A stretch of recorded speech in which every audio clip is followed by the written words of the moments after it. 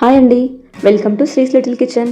ఈరోజు మనం ఇంట్లో ఏం వెజిటేబుల్స్ లేకపోయినా ఏం కర్రీ చేయాలబ్బా అని ఆలోచిస్తున్నారా? మీ కిచెన్లో టమాటోస్ ఒక్కటే ఉంటే చాలండి, చాలా ఈజీగా ఈ సూపర్ టేస్ట్ టమాటో పచ్చడిని ట్రై చేయండి. ప్రాసెస్ కూడా చాలా సింపుల్గా ఉంటుంది, టేస్ట్ మాత్రం నెక్స్ట్ లెవెల్ ఉంటుందండి. అబ్బా పచ్చడా అనే క్వశ్చన్ లేకుండా హ్యాపీగా తినేస్తారు. వీడియో మొత్తం చూడండి, నచ్చితే ఖచ్చితంగా ట్రై చేయండి. చిన్న లైక్ చేసి నా ఛానల్ని సబ్స్క్రైబ్ చేసుకొని సపోర్ట్ చేయడం మాత్రం మర్చిపోవద్దండి. సో ఫస్ట్ నేను ఒక 1/2 kg దాకా టమోటాలు తీసుకుంటున్నానండి. టమోటాలని బాగా వాష్ చేసి తడి లేకుండా తుడిచి పక్కన పెట్టుకుందాం. ఇప్పుడు వీటిని ఇలా పొడవుగా కట్ చేసుకొని పక్కన పెట్టుకుందాం. ఇప్పుడు మనం కట్ చేసి పెట్టుకున్న టమాటో ముక్కల్ని ఒక మిక్సీ జార్లో తీసుకొని అందులో ఒక పెద్ద సైజు నిమ్మకాయ అంతా చింతపండు తీసుకోవాలండి. చింతపండు వేసిన తర్వాత అందులో ఒక 10 నుంచి 15 వెల్లుల్లి రెబ్బలు వేసుకుందాం. అలాగే అందులో మిర్చికి తగినంత సాల్ట్ అండ్ ఇక్కడ నేను 2 టేబుల్ స్పూన్స్ వరకు కారం తీసుకుంటున్నానండి. ఇది కూడా మీ టేస్ట్కి తగ్గట్టు కారం తీసుకోండి. దీన్ని మనం ఇలా కోర్స్గా గ్రైండ్ చేసుకొని పక్కన పెట్టుకుందాం.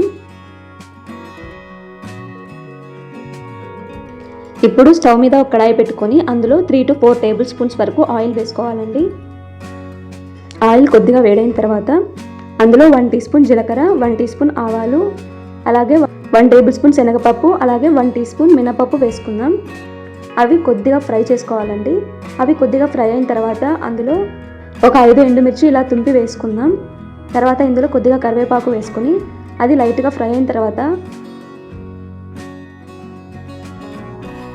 మనం గ్రైండ్ చేసి పెట్టుకున్న పేస్ట్ని ఇందులో వేసి బాగా మిక్స్ చేయాలండి. ఇది మీడియం ఫ్లేమ్ మీద కుక్ అవ్వాలండి.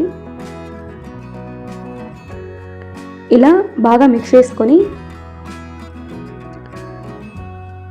లిడ్ క్లోజ్ చేసి మధ్య మధ్యలో కలుపుతూ ఒక 15 మినిట్స్ బాగా కుక్ చేసుకోవాలండి.